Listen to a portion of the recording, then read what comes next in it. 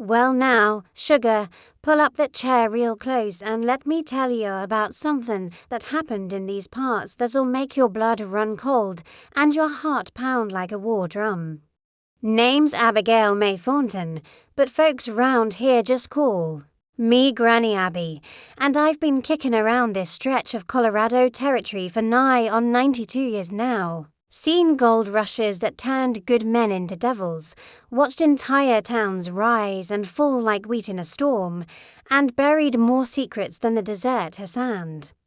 But of all the strange and terrible things I've witnessed in my long life, nothing comes close to what happened in the autumn of 1888, when a mysterious woman rode into our town of Copper Ridge and changed everything in the span of a single, fog-shrouded day. That was the day we learned that sometimes justice comes not from courts and lawmen, but from forces we can't understand and shouldn't question too closely. Our town of Copper Ridge wasn't much to look at back then, and Lord knows it ain't gotten much prettier with age, just a collection of weathered buildings clustered around a played-out copper mine, squatting in a valley between two mountain ranges like they were hiding from something they didn't want to face. We had maybe 60 souls all told, counting the children and the broken-down miners who'd stayed on after the ore ran out, hoping against hope that the mountain might give up one more vein of precious metal. But Copper Ridge had a problem, sugar, and that problem had a name, Judge Cornelius Blackthorne. Now, don't let the fancy title fool you.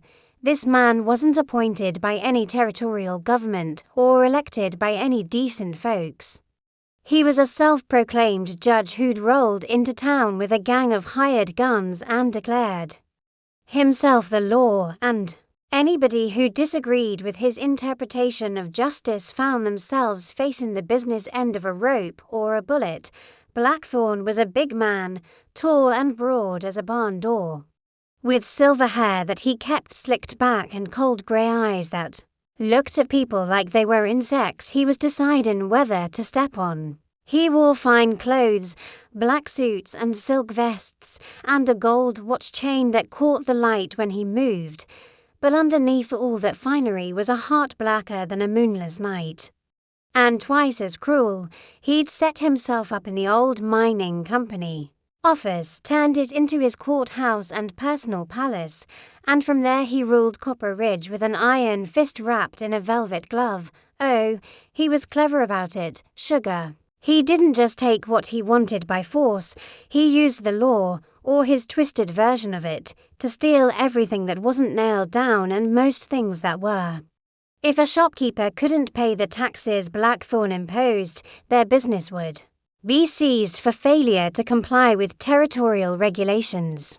If a family owned land that Blackthorne wanted, he'd find some legal pretext to declare it forfeit, unpaid debts, improper documentation, violation of mining claims that existed only in his imagination, and if anyone dared to speak out against his rule, they'd find themselves charged with disturbing the peace, sedition, or any number of crimes that carried sentences ranging from public whipping to hanging. The worst part was that he made it all look legal and proper. He had books full of fake laws, official-looking documents with impressive seals, and a courtroom where he'd hold elaborate trials that were nothing more than theatre designed to give his theft and dare the appearance of justice. Folks would stand before his bench, pleading their cases to a man who'd already decided their fate before they opened their mouths, watching their lives and livelihoods disappear into the pockets of a tyrant who smiled while he destroyed them. His gang of enforcers made sure nobody got too brave about resisting. There was Silas Kane, a thin man with dead eyes who could put 6 bullets in a silver dollar at 50 paces. Marcus the Bull Rodriguez, who stood near 7 feet tall and could break a man's neck with his bare hands. And worst of all, there was Rebecca Thorne, no relation to the judge despite the similar name, a woman who looked like an angel but had the soul of a demon. and who took particular pleasure in finding creative ways to make people suffer before she killed them. For 3 long years, Copper Ridge lived under Blackthorn's shadow, and every month brought new horrors, new injustices. New reasons for decent folks to lie awake at night wondering if they'd see another sunrise. We'd sent letters to the territorial authorities, begging for help, but somehow those letters never seemed to reach their destination. We'd tried to organize resistance, but anyone who spoke too loudly about fighting back had a way of disappearing. In the middle of the night. By the fall of 1888, hope was rarer than hen's teeth in Copper Ridge, and most folks had resigned themselves to living under Blackthorn's boot until the day they died. We'd forgotten what real justice looked like, forgotten that there was a world beyond our little valley where good people could live free from fear and oppression. That's when she came to us, ridden out of the morning mist like something from a half-remembered dream. It was on a Tuesday morning in late October, when the mountain air was sharp enough to cut glass and the fog hung thick as cotton in the valley, that she rode into Copper Ridge. I was sitting on my porch, sipping coffee that was stronger than most men's resolve, when I first caught sight of her through the swirling mist.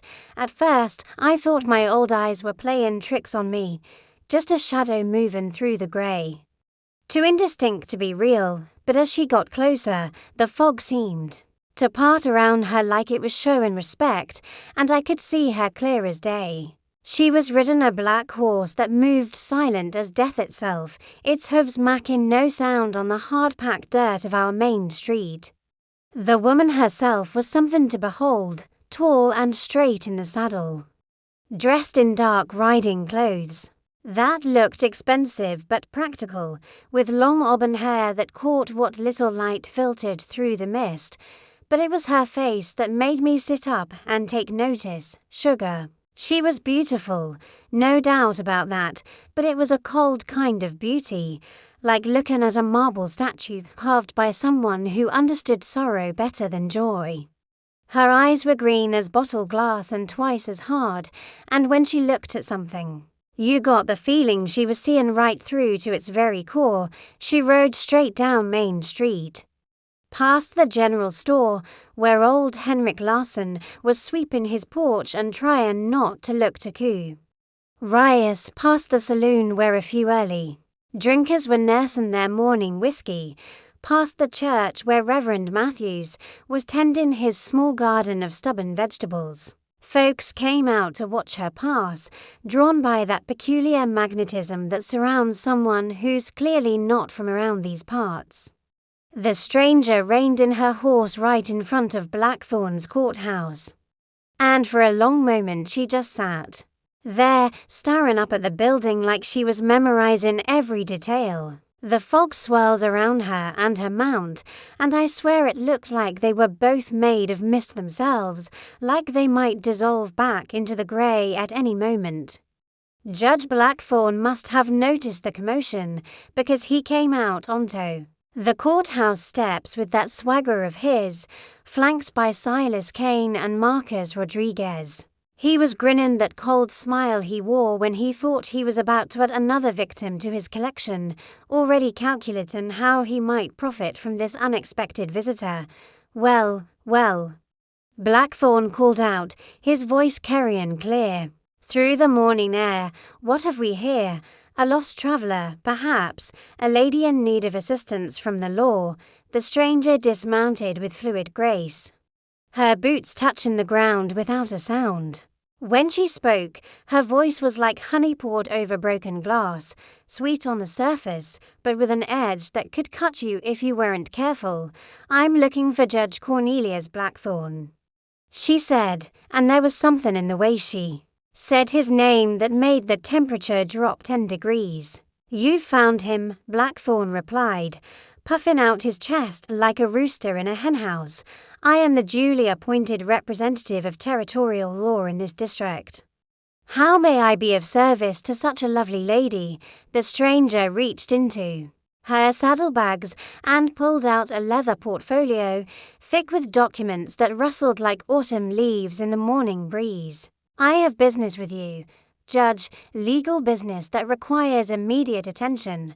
Blackthorn's eyes lit up with greed and curiosity. In his experience, folks who came to him with legal documents usually meant money, one way or another. Of course, please step into my courthouse. We can discuss your business in comfort and privacy. But the stranger shook her head, her green eyes never leaving his face. I prefer to conduct this business in public, where the people of Copper Ridge can witness what transpires. After all, justice should never be hidden from those it serves. Something in her tone must have set off warning bells in Blackthorn's head, because his smile faltered just a bit, but he was too arrogant, too confident in his power to back down from a lone woman, no matter how unsettling her presence might be. Very well, he said, gesturing grandly to the crowd that had gathered. Let all of Copper Ridge witness the fair and impartial administration of justice. What legal matter brings you to my court? The stranger opened her portfolio and pulled out a document that seemed to glow with its own inner light, though that might have been a trick of the morning mist. When she spoke, her voice carried across the square like the toll of a funeral bell. I am here to serve a warrant, Judge Blackthorn, a warrant for your arrest on charges of murder, theft, extortion, and corruption of justice. You are hereby ordered to surrender yourself to the proper authorities for trial and sentencing. The silence that followed was so complete you could have heard a pin drop in the next county. Blackthorn stared at the woman like she'd just sprouted wings and breathed fire, his face cycling through confusion, disbelief, and finally settling on rage. What kind of joke is this? He snarled, his hand moving toward the gun at his hip. I am the law in this territory. No one has authority over me. The stranger's smile was colder than winter wind through a graveyard. Everyone has authority over them, Judge, even you. Especially you. Blackthorn's face turned red as a sunset, and he took a step forward, his massive frame towering over the stranger like a mountain over a valley. But she didn't flinch. Didn't back down even an inch. If anything, she seemed to grow taller, more imposing, like she was drawing power from some invisible source. You're either insane or incredibly stupid, woman, Blackthorn growled, his voice carrying the kind of menace that had cowed the people of Copper Ridge for 3 long years. I don't know what game you're playing, but it ends now, boys, rest. This lunatic for disturbing the peace and threatening a territorial official. Silas Kane and Marcus Rodriguez moved to flank the stranger, hands resting on their weapons, but something strange happened. The fog that had been swirling around the square suddenly thickened, rolling in like a living thing, and for a moment, the 3 men seemed to hesitate, like they were walking through molasses instead of air. The stranger raised her voice, and it carried clear through the mist to every soul in Copper Ridge. Let me read you the charges, Judge Blackthorn, so that all may hear the crimes you stand accused of. She pulled out another document, this one seeming to unfold itself, growing larger and more detailed as she held it up. On the 15th of March 1886, you ordered the execution of Thomas Brennan for the crime of seditious speech, when his only offense was questioning your authority to impose taxes on his blacksmith shop. A gasp went up from the crowd. Tom Brennan had been well liked in the community, and his hanging had been one of Blackthorn's first acts of terror. The judge's face went pale, but he quickly recovered his composure. Brennan was a troublemaker and a threat to public order. He blustered. His execution was perfectly legal under territorial law. On the 23rd of June, 1886, the stranger continued, ignoring his protests. You seized the Morrison family farm under false pretenses, claiming unpaid debts that existed only in forged documents. When Samuel Morrison attempted to prove his innocence, you had him beaten to death in your jail cell. More gasps from the crowd. The Morrison farm had been one of the most prosperous in the valley before Blackthorn took it over. Mrs. Morrison and her children had been forced to leave town with nothing but the clothes on their backs. On the 4th of September, 1887, the stranger's voice grew colder, more terrible. You ordered Rebecca Thorne to torture information from Mary Catherine O'Brien, a 16-year-old girl whose only crime was refusing your advances. The child died from her injuries, and you buried her in an unmarked grave behind your courthouse. This time the gasp came from me, Sugar, because Mary Catherine had been like a granddaughter to me. She'd been a sweet, innocent thing, and when she disappeared, Blackthorn had claimed she'd run off with a traveling salesman, to learn that she'd been murdered. Tortured by that devil woman Rebecca Thorne made my old heart break all over again. Blackthorn was sweating now, despite the cool morning air. These are lies, he shouted, fabrications designed to undermine legitimate authority. I demand to know who sent you. Who's paying you to spread these falsehoods? The stranger folded the document and looked at him with those terrible green eyes. I am sent by justice itself, Judge Blackthorn. I am paid by the tears of the innocent and the blood of the righteous, and I am here to collect what is owed. You're talking nonsense, Blackthorn snarled. But I could hear the fear creeping into his voice. Silas, Marcus, I told you to rest this woman. Do it now. But when he turned to look for his enforcers, they were gone, not fled, not hiding, just gone. Like they'd been swallowed up by the fog that was now so thick you could barely see 10 feet in any direction. The only sounds were the whisper of wind through the mist and the steady, rhythmic breathing of the stranger's black horse. Where are they? Blackthorn demanded, spinning around in confusion. Where did they go? They are facing their own reckoning. The stranger replied calmly, just as you will face yours. The question is, Judge Blackthorn, will you come willingly, or must justice be administered here and now? I don't know who you think you are, Blackthorn said, drawing his gun with shaking hands, but I am the law in this territory. And I will not be threatened by some delusional woman with a handful of forged papers. The stranger sighed, and the sound carried such weight of sadness that it made my soul ache.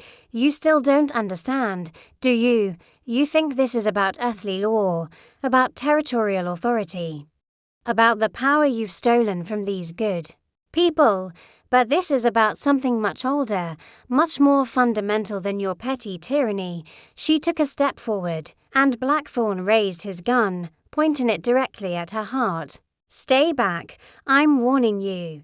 You have perverted justice, corrupted the very concept of law, and used the sacred trust of authority to feed your own greed and cruelty, she continued, walking toward him like his weapon was nothing more than a child's toy. You have made a mockery of everything that separates civilization from chaos, and for that, you must answer. Blackthorn pulled the trigger, and the sound of the gunshot echoed through the fog like thunder.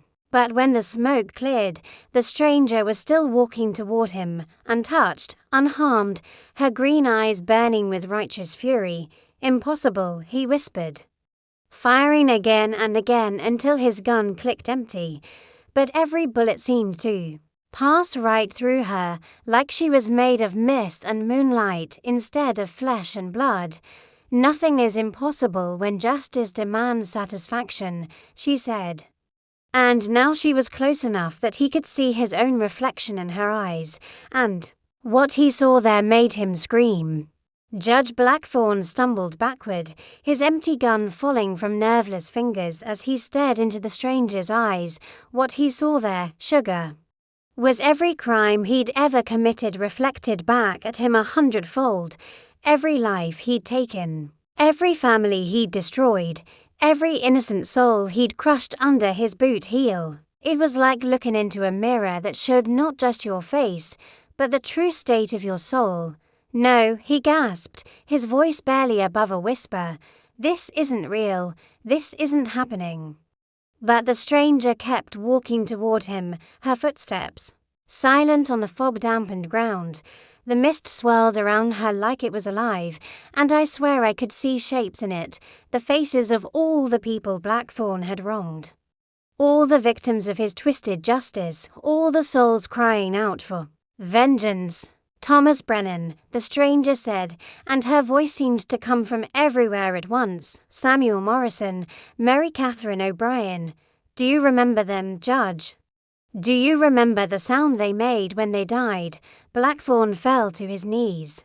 His hands pressed against his ears like he was trying to block out sounds only he could hear. Stop it, he pleaded. Whatever you want, I'll give it to you. Money, land, anything.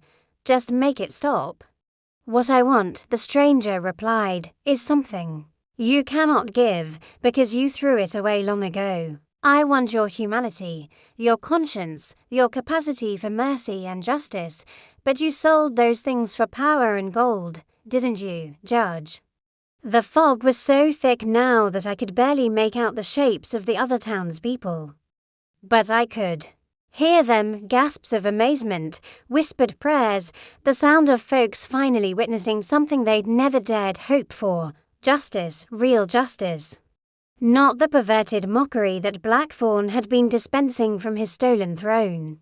I was just trying to bring order to this place. Blackthorn whimpered, his voice breaking like a child's. These people needed strong leadership, firm guidance. I was doing what was necessary. You were feeding your own appetites, the stranger corrected, and now she was standing directly over him, her shadow falling across his cowering form like the wing of some great bird of prey. You took a sacred trust and twisted it into an instrument of personal gain. You made yourself judge, jury, and executioner, and you reveled in the power it gave you over others. She reached into her coat and pulled out something that made my blood run cold, a hangman's noose, black as midnight and seeming to writhe in her hands like a living snake. You have sentenced so many others to death, Judge Blackthorn. Now it is time for you to face the same judgment you have dispensed so freely. Wait. Blackthorn scrambled backward on his hands and knees, his fine clothes now muddy and torn. You can't do this. I demand a trial. I have rights. The stranger's laugh was like winter wind through a cemetery. Rights? You speak of rights. Tell me, Judge. What rights did you give Thomas Brennan when you had him dragged from his shop and hanged in the town square? What rights did you extend to Mary Catherine O'Brien when you had her tortured for refusing your advances? She began to fashion the news with practiced efficiency, her fingers moving with the skill of someone who'd done this many times before. You will receive exactly the same consideration you showed your victims, none at all. Please, Blackthorn begged, tears streaming down his face. I'll leave town. I'll never come back. I'll give back everything I've taken, make restitution to the families I've wronged. Just give me a chance to make things right. Some things cannot be made right, the stranger said sadly. Some debts can only be paid in blood. You had 3 years to show mercy, 3 years to demonstrate even a shred of human decency. Instead, you chose cruelty at every turn. The noose was complete now, and she held it up for all to see. In the swirling fog, it looked less like rope and more like a circle of pure darkness. A void that seemed to pull light into itself and give nothing back. But I'll tell you what, Judge, the stranger continued, her voice taking on a mocking tone, I'll give you the same chance you gave your victims. You may speak in your own defense.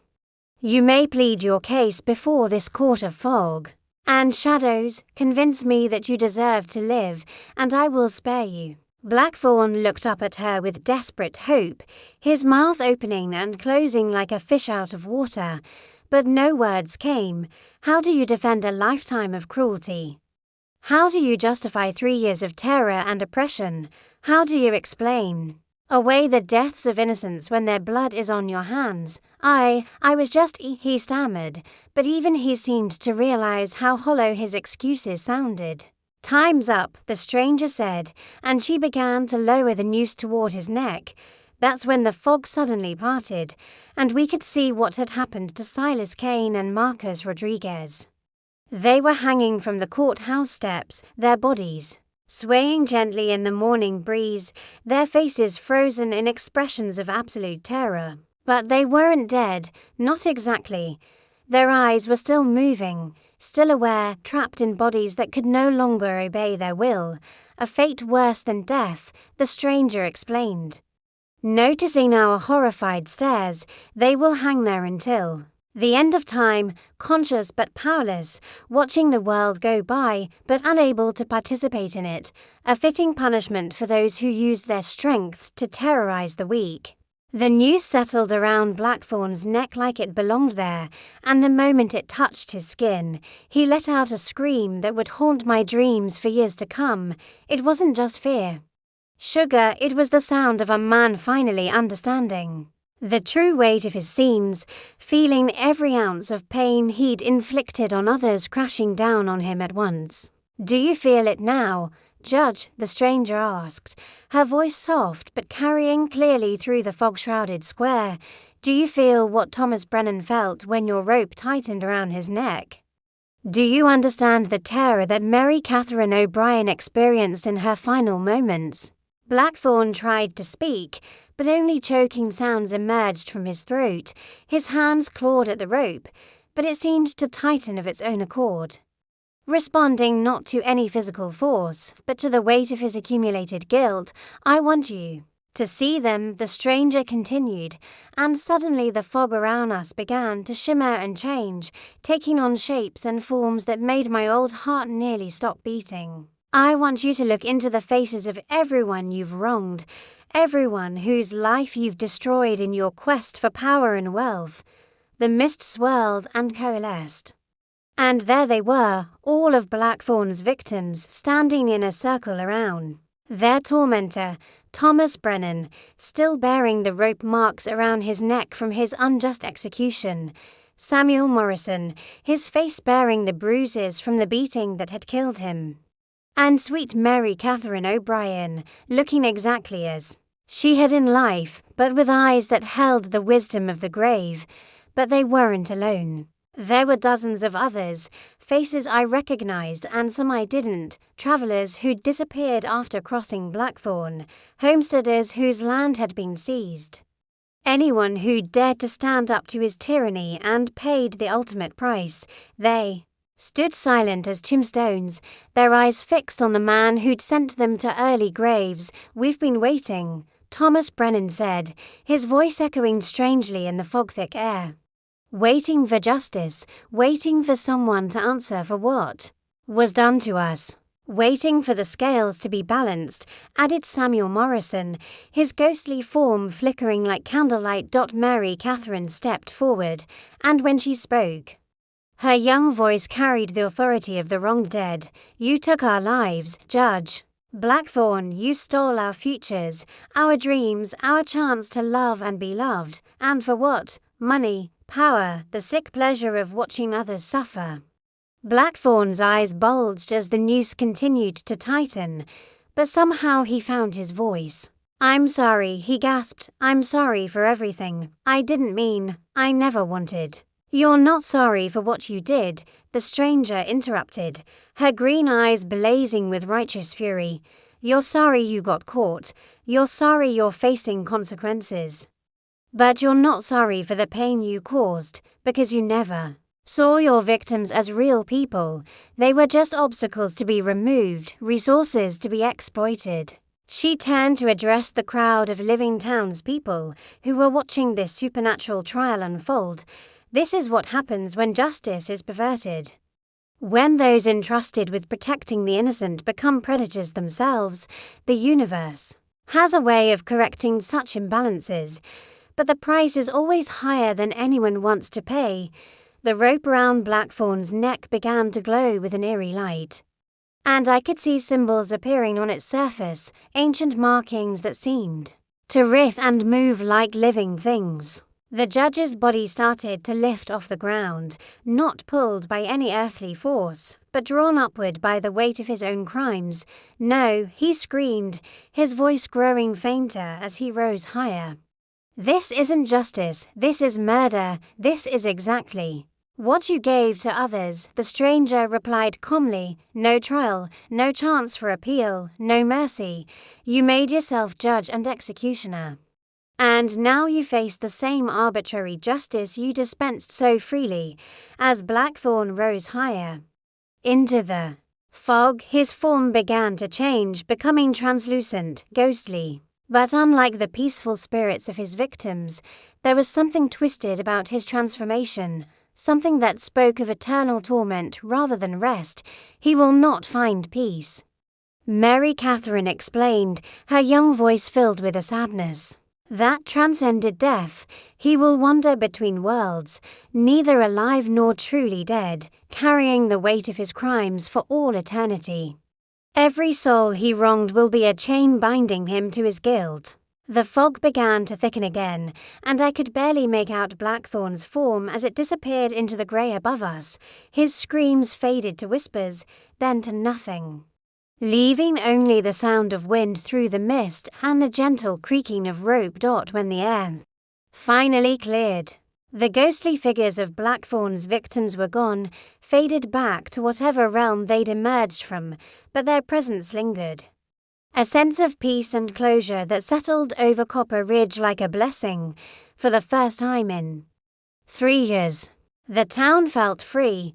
The stranger stood in the center of the square, her auburn hair stirring in a breeze that touched nothing else. She looked around at the gathered townspeople, her green eyes softer now, filled with something that might have been compassion.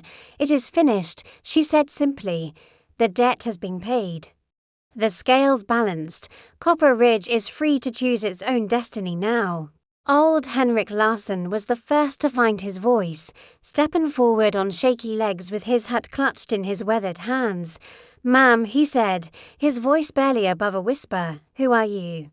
How did you do what you just did?" The stranger turned those green eyes on him, and for a moment I saw something flicker across her face, not quite sadness, but a weariness that spoke of carrying burdens too heavy for anyone's soul to bear.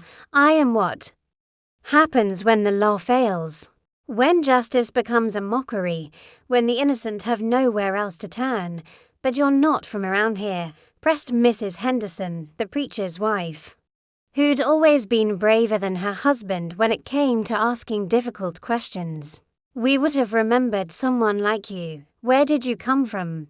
"I come from wherever I'm needed," the stranger replied, and there was something in her tone that suggested the conversation was heading into territory she didn't want to explore. "I go where justice calls, where the balance must be restored, Reverend." Matthews finally worked up the courage to approach, his Bible clutched against his chest like a shield. "What you did here, it wasn't natural, it wasn't human. Are you some kind of angel, a demon? What manner of being are you?" The stranger's smile was sad and knowing. "I am what I need to be, Reverend, nothing more, nothing less. Does it matter what name you give me, as long as the innocent are protected and the guilty face consequences for their actions?" Young Billy Morrison, Samuel's boy, who'd been only 10 when his father was murdered, stepped forward with the fearless curiosity of youth. "Will you stay?" he asked. "Will you help us rebuild? Help us make sure nothing like this ever happens?" Again, the stranger knelt down to his level, her expression softening as she looked into the boy's earnest face. "That's not my purpose, child. I don't build. I only tear down what shouldn't exist. The rebuilding, the healing, the creation of something better, that's work for the living, for good people like your neighbors here." She stood and addressed the crowd as a whole, her voice carrying clearly through the morning air. "Copper Ridge has been given a second chance, a clean slate. What you do with that opportunity is up to you. You can choose leaders who serve the people instead of themselves. You can create laws that protect the innocent instead of enriching the powerful. You can build a community based on justice and compassion instead of fear and greed. But what if others come? Asked Tom Bradley, who ran the livery stable. What if more men like Blackthorn try to take over our town? Then you stand up to them, the stranger replied firmly. You don't wait for someone else to save you. You don't hope that mysterious strangers will ride in to solve your problems. You organize, you resist. You fight for what's right. That's how you honor the memory of those who died under Blackthorn's rule. The fog was starting to lift now, and I could see the courthouse steps where Silas Kane and Marcus Rodriguez still hung, their bodies swaying gently in the morning breeze. They were still alive, if you could call it that, their eyes tracking movement but their bodies completely paralyzed. What about them? I asked, pointing toward the two enforcers. What happens to them now? The stranger followed my gaze, and her expression hardened. They chose to serve evil for money and power. They tortured and killed innocent people because it was easier than standing up for what was right. They will remain as they are. A reminder of what happens to those who choose cruelty over compassion, forever, gasped Mrs. Henderson, until someone shows them the mercy they never showed others, the stranger replied, but I wouldn't hold my breath waiting for that day to come. She walked over to her black horse, which had stood motionless throughout the entire confrontation, and began checking her saddlebags. The fog was continuing to dissipate, and I could see that the sun was trying to break through the clouds, casting long shadows across the square. You're leaving, I said, and it wasn't a question. My work here is done, she confirmed, swinging up into the saddle with fluid grace. Justice has been served. The guilty have been punished, and the innocent are free to choose their own path forward. But we have so many questions, pleaded Henrik Larsson, so many things we don't understand. The stranger gathered her reins, and her horse began to move toward the edge of town. Some questions are better left unanswered, she called back. Some mysteries are meant to remain mysterious.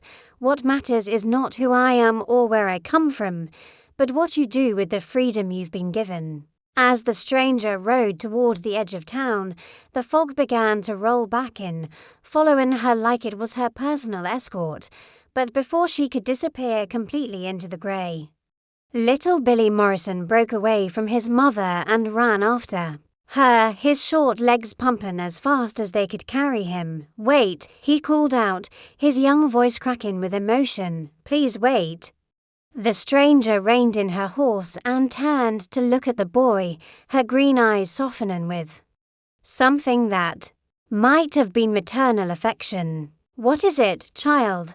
Billy stopped a few feet away, breathing hard from his run, tears streaming down his dirt-smudged cheeks. My pa, he said, his voice barely above a whisper.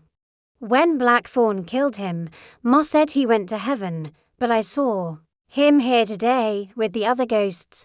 Does that mean he wasn't really in heaven? Does that mean he was stuck here all this time, waiting for justice? The stranger dismounted and knelt down beside the boy, her expression filled with a gentleness that seemed at odds with the terrible power she'd just displayed. Your father was at peace, Billy. The spirits you saw today weren't trapped souls. They were echoes, memories given form by the need for justice. Your pa has been watching over you and your mother from a place of love and light. Then why did he come back? Billy asked, wiping his nose on his sleeve. Because love is stronger than death, she replied, reaching out to touch his cheek with surprising tenderness. Because a father's love for his son can bridge any gap, cross any boundary. He came back not because he was trapped, but because he wanted to see justice done for his family. Billy nodded solemnly, seeming to understand more than his years should have allowed. Will I see him again? Someday, the stranger promised. When your time comes, when you've lived a full and good life, you'll see him again. But until then, he wants you to be strong, to take care of your mother, to grow up to be the kind of man he would be proud of. She stood and remounted her horse, But Billy wasn't finished with his questions. "What's your name?" he asked. "If I tell stories about today when I grow up, what should I call you?" The stranger paused, and for a moment I thought she might not answer. Then she smiled, and it was the first genuine smile I'd seen from her since she'd arrived. "Call me whatever feels right to you, Billy. Names have power, but sometimes the power comes not from what something is called, but from what it represents." The fog was thickening around them now, and I could barely make out their shapes through the swirling grey, but I could still hear their voices, echoing strangely in the mist. "Will you come back if we need you?" Billy asked. "I go where justice calls," she replied, her voice already sounding distant. "If Copper Ridge ever faces another Blackthorn, if evil ever tries to take root here again, then perhaps our paths will cross once more. How will you know if we need help?" "The innocent always find a way to call for help," she said. And now her voice was barely a whisper carried on the wind. "Sometimes it's a prayer, sometimes it's a scream, sometimes it's just the silent suffering of good people who've run out of options. I hear them all." The fog closed around her completely then, and for a moment there was nothing but grey silence. Then Billy came running back toward us, his face shining with something that looked like hope mixed with wonder. "She's gone," he announced to the crowd. "Just vanished into the mist like she was never here at all. But she had been here, Sugar." The evidence was all around us. Blackthorn's empty courthouse, the two paralyzed enforcers still hanging from the steps, and most importantly, the feeling of freedom that hung in the air like morning dew. For the first time in 3 years, the people of Copper Ridge could breathe easy, could walk the streets without fear, could look toward the future with something approaching optimism. Henrik Larsson was the first to voice what we were all thinking. "What do we do now?" he asked, looking around at his neighbors like he was seeing them clearly for the first time in years. "We do what she said," replied Mrs. Henderson, her voice stronger than I'd heard it since before Blackthorn's reign of terror began. "We rebuild, we choose better leaders, we make sure nothing like this ever happens again." "But how?" asked Tom Bradley. "We don't know the first thing about running a town, about making laws, about any of this." "Then we learn," I said, surprising myself with the firmness in my old voice. "We figure it out as we go, same as folks have been doing since the beginning of time. We make mistakes, we fix them, we do better next time." The fog was lifting now, and the sun was finally breaking through the clouds, casting golden light across the town square. It felt like a new day in more ways than one, like Copper Ridge was waking up from a long, dark nightmare and remembering what it felt like to hope. In the days that followed the stranger's departure, Copper Ridge began the slow, painful process of healing from 3 years of terror and oppression. It wasn't easy. "Sugar, you can't just wave a magic wand and make folks forget the fear that's been ground into their bones, can't instantly repair the trust that's been shattered by betrayal and violence." But something had changed in the very air of our town. Something that made people stand a little straighter, speak a little louder, look each other in the eye instead of staring at the ground. The stranger's justice had done more than just remove Blackthorn and his thugs. It had reminded us that we were human beings with dignity and rights, not cattle to be herded and slaughtered at the whim of a tyrant. The first order of business was deciding what to do about the courthouse.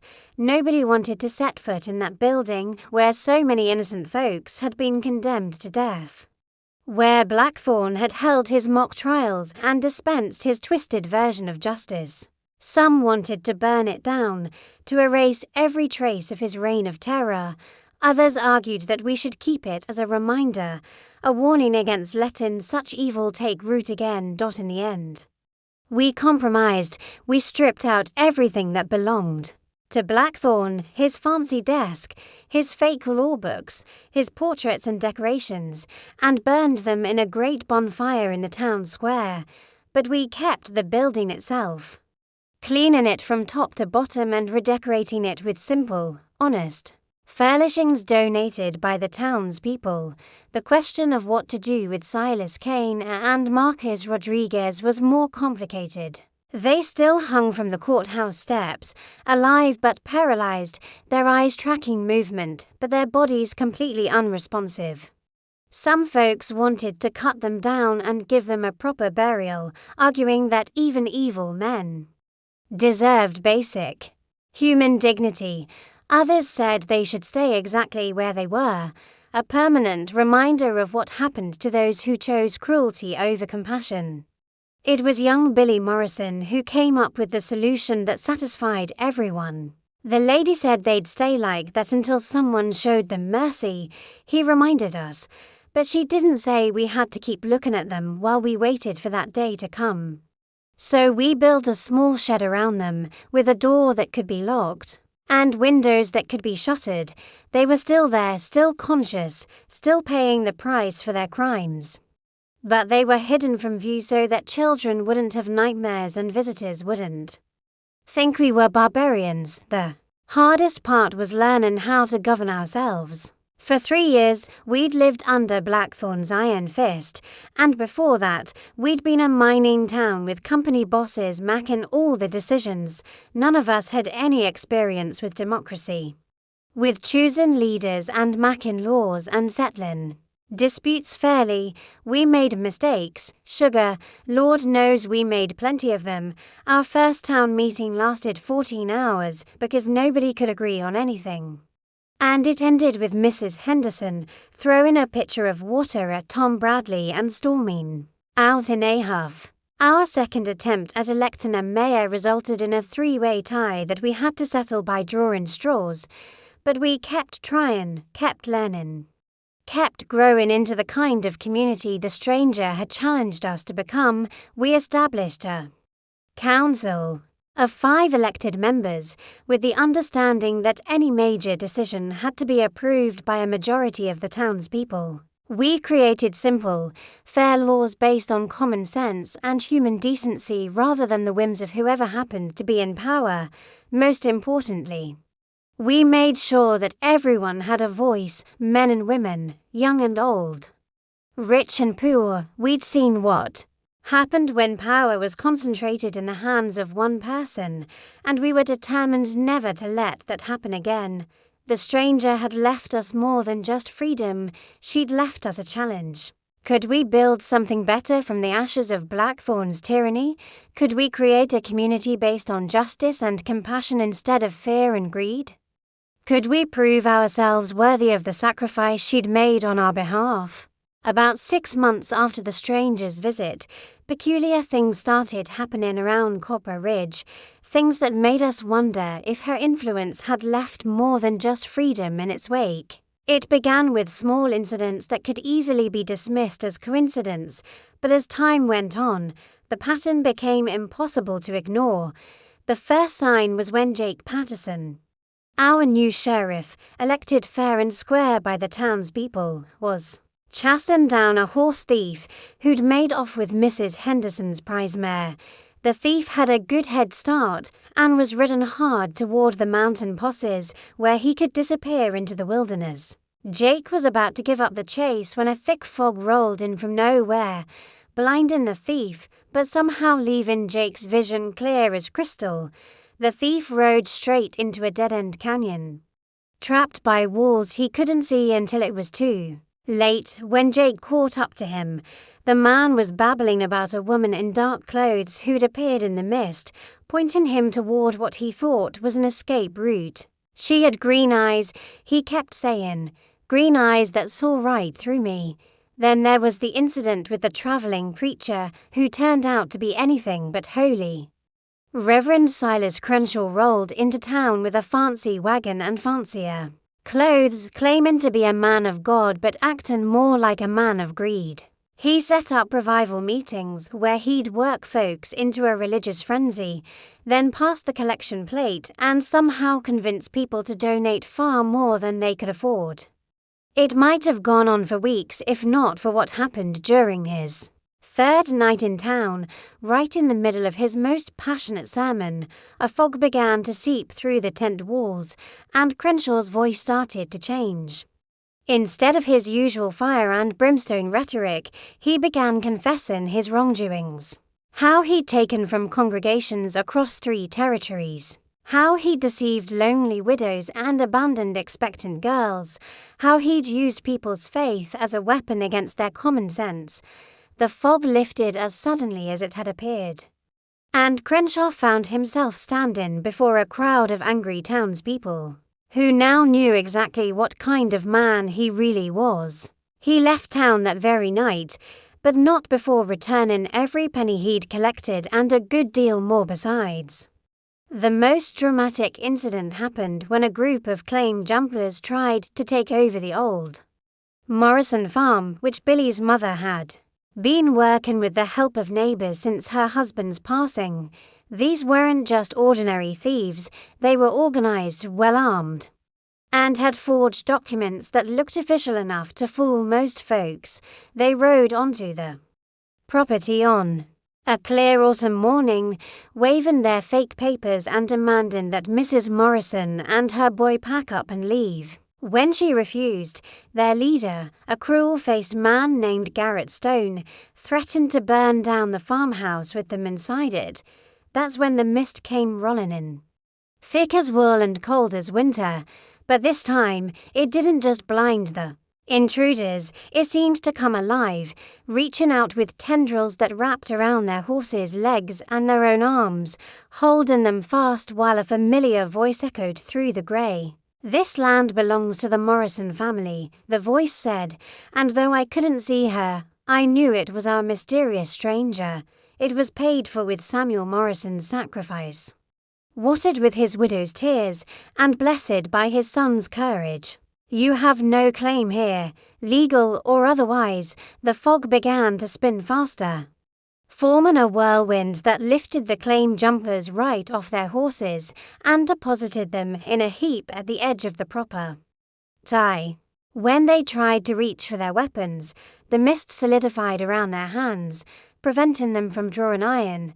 "Leave now," the voice commanded, "and never return. This family is under my protection, and I do not give second warnings." Garrett Stone and his men didn't need to be told twice.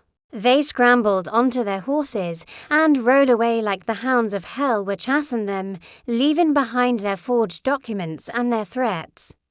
Mrs. Morrison never had trouble with claim jumpers again. Word of these incidents spread beyond Copper Ridge, carrying tales of a town protected by supernatural forces, a place where justice was swift and certain for those who preyed on the innocent.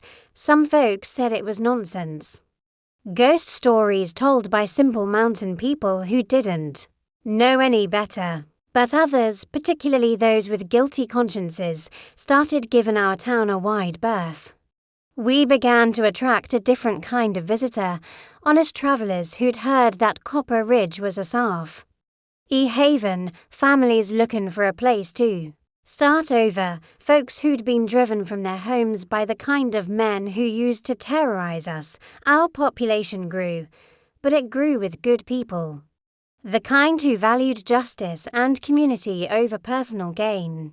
10 years passed after that fog-shrouded morning when justice came to Copper Ridge, and in all that time, we never forgot the stranger who changed our lives forever.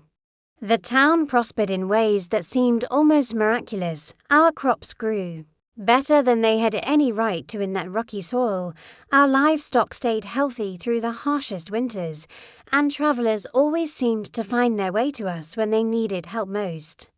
But it was the children who kept the story alive. Herger, Billy Morrison, now a young man of 21, had become something of a local historian, collecting every detail he could remember about that extraordinary day. He'd interview the older folks, writing down their memories in careful script, determined that future generations would know exactly what had happened when evil tried to take root in our town. She wasn't just a woman, Billy would tell anyone who'd listen.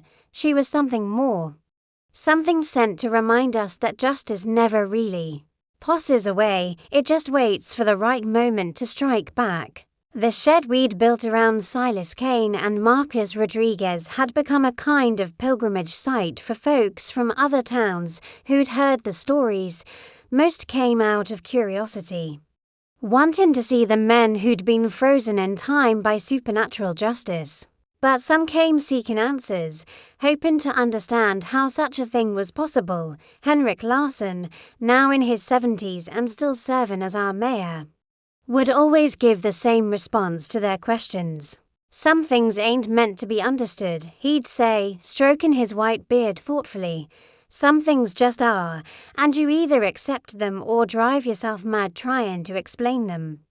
The courthouse had been transformed into a proper community center, with a library on the ground floor and meeting rooms upstairs where the town council conducted its business.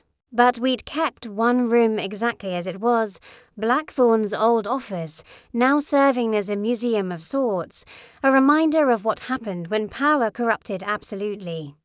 It was in that room that we kept the most precious artifact from that day, the stranger's warrant, the document she'd used to arrest Blackthorn for his crimes. The paper had never aged, never yellowed or cracked, and the words on it seemed to shift and change depending on who was reading them.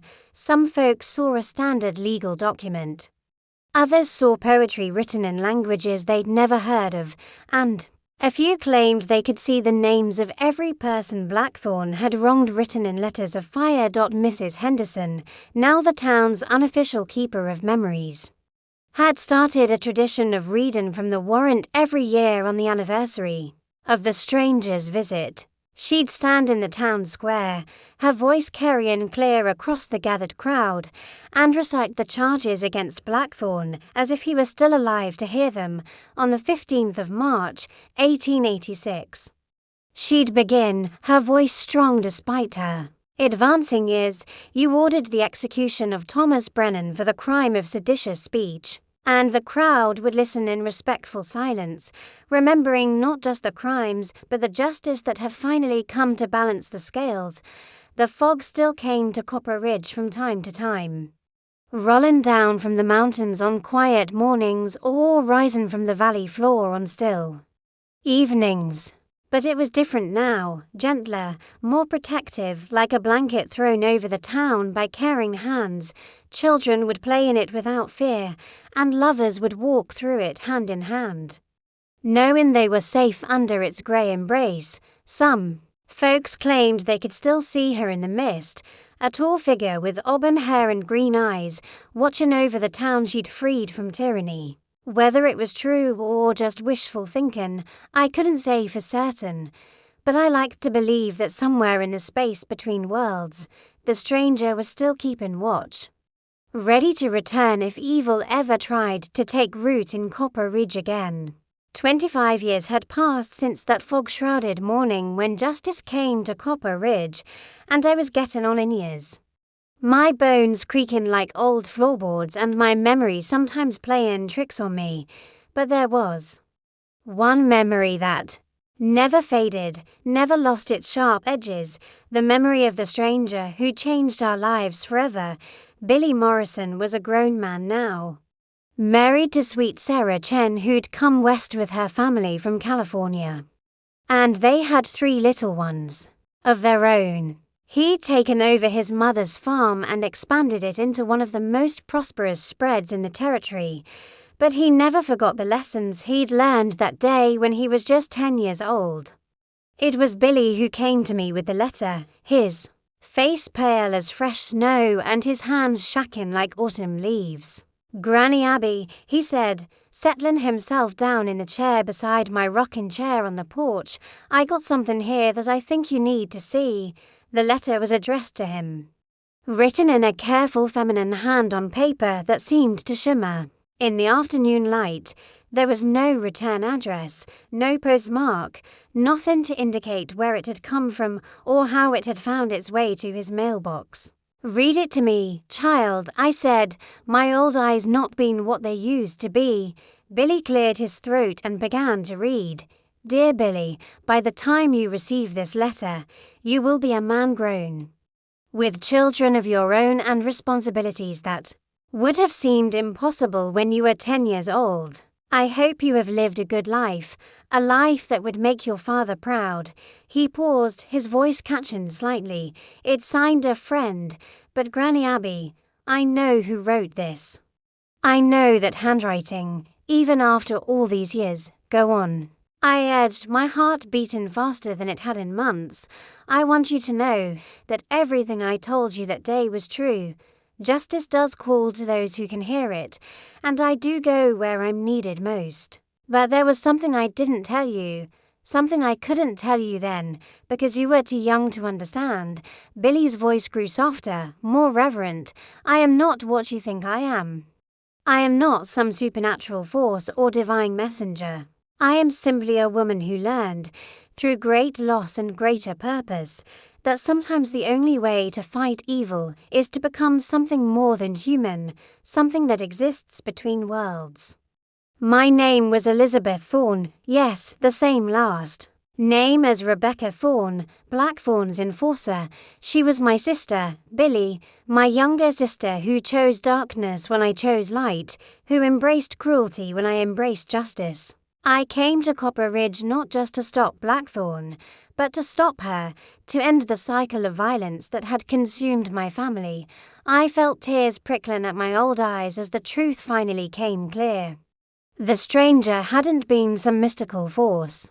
She'd been a woman driven by love and loss, by the need to save others from the evil her own sister had helped spread.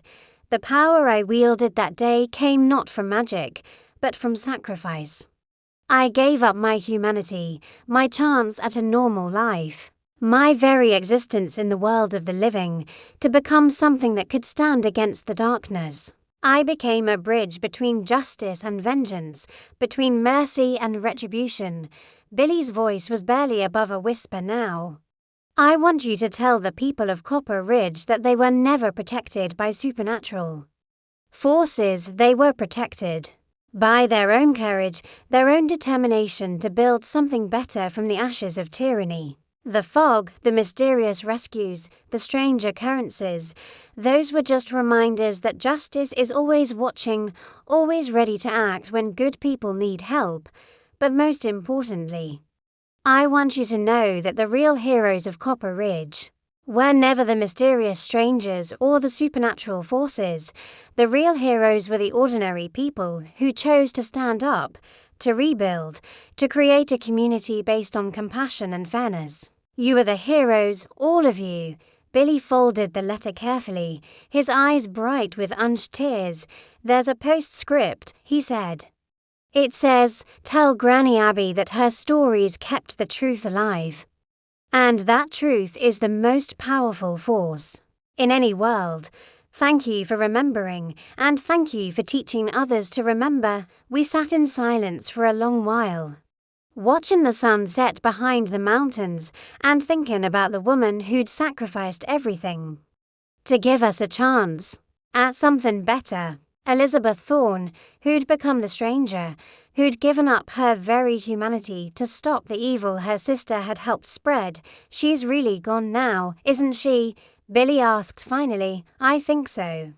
I replied, I think her work is finally done, and she can rest at last.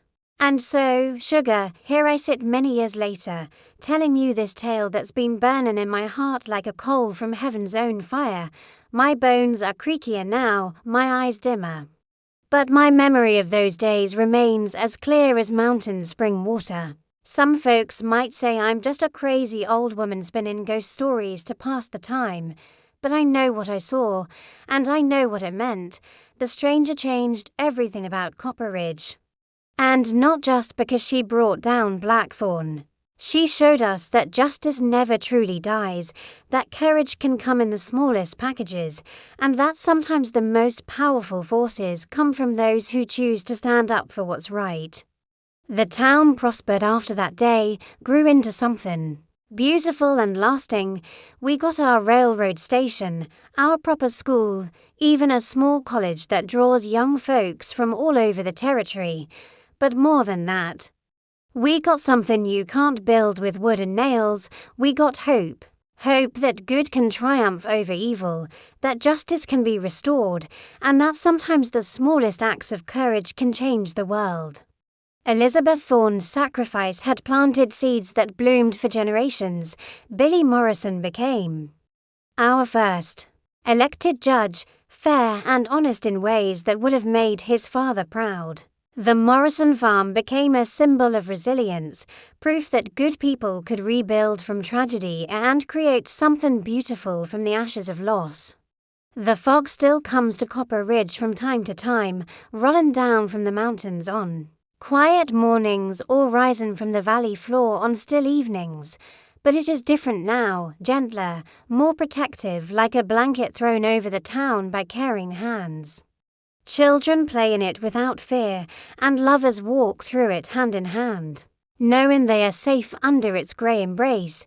Every year on the anniversary of that extraordinary day, we gather in the town square to remember, not just to tell the story of the stranger who brought justice, but to remind ourselves that ordinary people can do extraordinary things when they choose courage over comfort. Justice over convenience. Some folks claim they can still see her in the mist, a tall figure with auburn hair and green eyes, watching over the town she'd freed from tyranny. Whether it's true or just wishful thinking, I like to believe that somewhere in the space between worlds, the stranger is still keeping watch, ready to return if evil ever tries to take root in Copper Ridge again. So remember this tale, young one, and pass it on when your time comes. Remember that justice may be delayed, but it's never truly defeated. Remember that sometimes the most unlikely heroes emerge from the fog of despair to set things right. And remember Elizabeth Thorne, the stranger who brought justice and vanished in the mist, whose truth we finally learned, and whose legacy lives on in every act of courage, every stand for justice. Every moment when good people choose to do what's right instead of what's easy.